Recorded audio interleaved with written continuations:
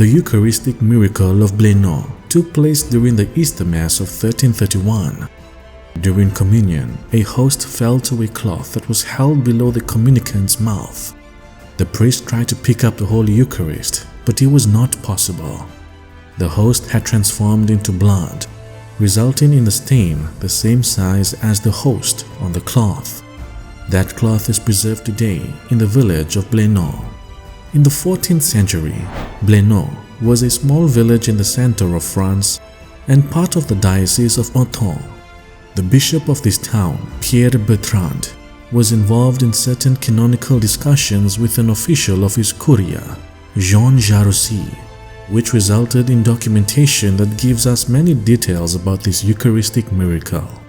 The miracle occurred on Easter Sunday, March 31st, 1331, at the first Mass of the day, which was offered by Hugh de la Baume, the vicar of Blanot.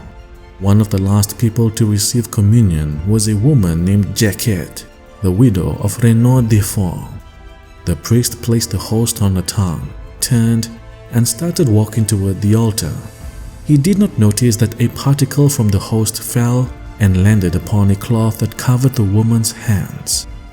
Thomas Quelon, who was assisting at the Mass, went to the altar and said, "Father, you must return to the rail, because the body of our Lord fell from the mouth of this lady onto the cloth." The priest immediately went to the woman, still kneeling at the railing, but instead of finding the host on the cloth, he saw a small spot of blood. When Mass was over, the priest took the cloth into the sacristy and placed the stained area in a basin filled with clear water. After washing the spot and scrubbing it numerous times, he found that it had become darker and larger, reaching about the size and shape of a host. Moreover, the water in the basin turned bloody. This square of cloth was reverently placed in the tabernacle. Every year, on the feast of Corpus Christi, the relic is solemnly exposed in the church of Blanot.